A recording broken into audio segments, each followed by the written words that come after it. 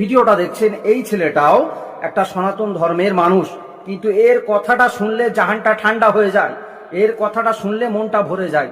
দেখুন ভিডিও। সজলদা বলে নাকি আমাদের পার্টিটা তৃণমূল নয়, ওখানে যেটা মমতা ব্যানার্জিকে গালাগাল দিয়ে তারপর তৃণমূলে ঢুকে দেওয়া যায়, আমাদের পার্টিতে এরকম ভাবে মোদীকে গালাগাল দিয়ে ঢোকা যায় না, তাই নাকি? শুভেন্দু অধিকারী মোদীকে গালাগাল দেয়নি কখনো? নাম শুনেছো শুভেন্দু অধিকারী বলে কারুর? হেবি গালাগাল দিতেন মোদীকে, চোর দাঙ্গাবাজ কি না বলতেন। সে এখন তোমার মুখ্যমন্ত্রী, তুমি নিজে গালাগাল দাওনি বিজেপিকে?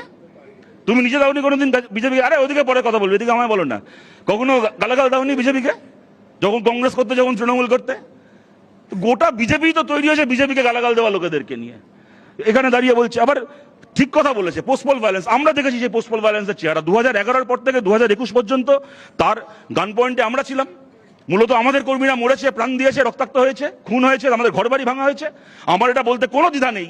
2021 বিধানসভা ভোটের পরে যেহেতু বিজেপি তখন প্রধান প্রতিপক্ষ বলে উঠে আসলো এবং আমরা বামপন্থীরা পিছিয়ে গেলাম, 2021 পরে আমাদের থেকে অনেক বেশি পোস্টপল ভায়োলেন্সের শিকার হয়েছে বিজেপির কর্মীরা, এই নিয়ে কোনো সন্দেহ নেই। খুন হয়েছে, ঘরছাড়া হয়েছে। তোমরা সেই কর্মীদের প্রতি কি বিচার করছো আজকে? আজকে যে জুন মালিয়া এখন মোদির জোট শরিক হয়ে গেছে, শ্রমিক ভট্টাচার্যের সঙ্গে গিয়ে দিল্লিতে হাত মেলাচ্ছে, মোদির সঙ্গে এনডিআর বৈঠক করছে, এই জুন মালিয়ার ভিডিও এইবার ভোটের পরে আমরা দেখিনি, সামনে আসলো। মেদিনীপুরে কর্মী সভায় বলছেন যে 4 মে ভোটের রেজাল্টটা বেরোক, আমরা জিতে যাব। তারপরে আমাদের দিদিকে নিয়ে ওরা অনেক উল্টোপাল্টা কথা বলেছে। 5 তারিখের পরে বিজেপিকে আমরা এমন মার মারবো, এমন মার মারবো, ওদেরকে আমরা টের পাইয়ে দেবো। এই জুন মালিয়া বলেনি? 5ই মের পরে তোমাদেরকে মারার কথা ছিল এই জুন মালিয়ার, তোমাদের কর্মীদেরকে খুন করার কথা ছিল, তোমাদের ঘরবাড়ি পোড়ানোর কথা ছিল তোমাদের কর্মীদের। তার বদলে সেই জুন মালিয়া এখন মোদির সঙ্গে বসে মিটিং করছে। মানে তথাগত বাবু, কেন আপনাদের ধর্ম নিয়ে আপনারা যখন রাজনীতি করেন ওটাকে আমাদের ধর্ম মনে হয় না, রাজনীতি মনে হয়? আপনার তো বিরাট রাগ ছিল সায়নী ঘোষের ওপর। শিব ঠাকুরের অপমান করেছে, শিব ঠাকুরকে অন্নম পড়িয়েছে বলে আপনি আবার তার নয় মামলা ঢুকে দিয়েছেন। এখন কেমন লাগে তথাগত বাবু? এই শ্রাবণ মাস, ভরা শ্রাবণ মাস চলছে, শিব ঠাকুরের পূজন মাস, এই সময় মোদিকে আর সায়নী ঘোষকে একসঙ্গে দেখতে কেমন লাগে? যদি ওটা সত্যি আপনাদের ধর্মীয় আবেগ হতো না, যদি সত্যি শিব ঠাকুরের প্রতি আপনাদের কোনো ধর্মীয় আবেগ থাকতো, তাহলে আজকে মোদি আর সায়নী ঘোষ জোট শরিক হয়ে যেত না রাতারাতি। ওটা আপনাদের ধর্ম ছিল না, ওটা আপনাদের ধান্দা ছিল। তাই সায়নী ঘোষ, ববি হাকিমরা এখন রাজনৈতিক আশ্রয় পেয়ে যায়। মাঝখান থেকে গরিব মুসলমান, সে তার ধর্মটাকে পালন করতে পারবে কি না, তার মসজিদে আজানের আওয়াজ মাইকে বাইরে আসবে কি আসবে না, তার জন্য তাকে আক্রান্ত হতে হয়। এখানে হুমায়ুন কবির কদিন আগে দেখি বিধানসভায়, তার আগে হুমায়ুন কবির সমাবেশে বলল যে মুর্শিদাবাদের সব মুসলমানকে জড়ো করবো, করে বিজেপির জেলা সভাপতিকে এখান থেকে গুম করে দেবো, আর খুঁজে পাওয়া যাবে না, এই করবো ওই করবো, সবকিছু করবো।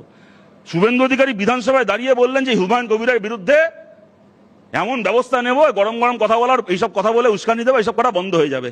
ব্যবস্থা কি হলো চিন্তা করতে পারেন? হুমায়ুন কবির যে কথাগুলো বললো রেজিনগরে, হুমায়ুন কবিরের ওই মিটিংয়ের যারা ওই প্যান্ডেল বেঁধেছিল আর মাইক লাগিয়েছিল তারা গ্রেপ্তার হলো।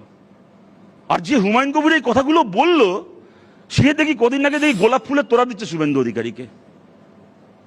এই আপনাদের রাজনীতি? এই আপনাদের রাজনীতি? আপনাদের লজ্জা করে না? তারপর সামনে দাঁড়িয়ে কথাগুলো বলছেন। এখানে অরূপ বিশ্বাস, অরূপ বিশ্বাস হেরে গেছে, ভোটে জিততে পারেনি, বেপাত্তা, খুঁজে পাওয়া যাচ্ছে না। ওর ভাই স্বরূপ বিশ্বাস অ্যারেস্ট হয়ে গেল, ওই মেসির কাণ্ডের জন্য অরূপ বিশ্বাসকে পুলিশ খুঁজছে, খুঁজে পাওয়া যাচ্ছে না। হঠাৎ টিভিতে ব্রেকিং নিউজ কি না, অরূপ বিশ্বাস নাকি তৃণমূলের একটা পার্টি ফান্ডের সিগনেটারি ছিল, ও ব্যাংকে নাকি চিঠি পাঠিয়ে দিয়েছে যে অভিষেক ব্যানার্জির কথায়, মমতা ব্যানার্জির কথায়, তৃণমূলের কারোর কথায় যেন ওই অ্যাকাউন্ট থেকে কোনো টাকা না দেওয়া হয়, অ্যাকাউন্টটাকে যেন লক করে দেওয়া হয়। কিরম ম্যাজিক! নিশ্চয়ই এটা কোইন্সিডেন্স, নিশ্চয়ই এটা কাকতালীয়, এর সাথে নিশ্চয়ই বিজেপির কোনো সম্পর্ক নেই, বিজেপি তো খুব ভালো। তো ঠিক এই চিঠিটা চলে যাওয়ার পরে হঠাৎ করে অরূপ বিশ্বাস একদিন বেরিয়ে এলেন, আর গ্রেপ্তার হওয়ার ভয় থাকলো না, দিব্যি যাচ্ছেন, কোর্টে যাচ্ছেন, থানায় যাচ্ছেন, যেটা হচ্ছে বাড়ি চলে যাচ্ছেন। ওমা, তার ভাইকে যে গ্রেপ্তারটা করা হয়েছিল, যে একজন টেকনিশিয়ানের অভিযোগে যে তাকে নাকি শ্লীলতাহানি করেছিল স্বরূপ বিশ্বাস, সে দেখি দুদিন আগে হঠাৎ ফেসবুক লাইভ করে বলছে আমি জীবনে স্বরূপ বিশ্বাসকে চোখেই দেখিনি, আমাকে বলেছিল বলতে তাই বলে দিয়েছে, এখন আমি আমার কমপ্লেন ফেরত নিয়ে নিচ্ছি। কি সুন্দর না রাজনীতি! এখানে একটা কথা শুনলাম, প্রসূনবাবুদেরকে নিয়ে বললো সজলদা যে কনস্ট্রাকটিভ ক্রিটিসিজম যদি প্রসূনবাবুরা করেন, আমি একটা কনস্ট্রাকটিভ ক্রিটিসিজম শোনাচ্ছি। প্রসূনবাবু দেখুন তো, গলাটা আপনারই তো।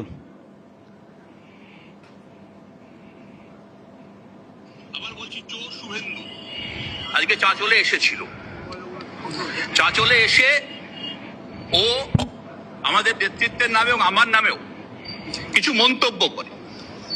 এখন বুঝতে হবে যে এটা কোন শুভেন্দু।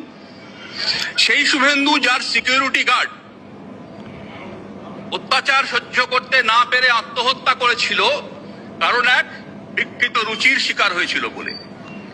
তাহলে এই ভদ্রলোকের ওরিয়েন্টেশন প্রবলেম আছে, হয়তো ইরেকটাইল ডিসফাংশনও থাকতে পারে। কনস্ট্রাকটিভ ক্রিটিসিজম আমি হচ্ছে। পরামর্শ দেব শুভেন্দুকে যে এখানে চাঁদসি চিকিৎসালয় আছে, আমাদের এখানে ভালো ভালো চাঁদসি চিকিৎসা পাওয়া যায়। নিজের পৌরসত্বকে আগে ফিরে পান।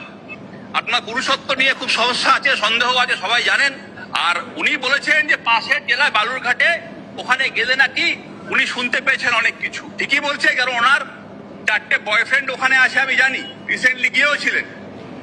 এখন বয়ফ্রেন্ডের সাথে ওনার আর ওনার বাপের 2-3টে গার্লফ্রেন্ডও আছে। বাপের এরপরে মানে আমার এইটুকু চালাতেই অস্বস্তি হচ্ছিল। যাই হোক, আপনার কনস্ট্রাকটিভ ক্রিটিসিজম শোনা লজ্জা করে না? এই সমস্ত লোককে তোমরা শেল্টার দিচ্ছ, বলছো কনস্ট্রাকটিভ ক্রিটিসিজম করবে এরা, হ্যাঁ?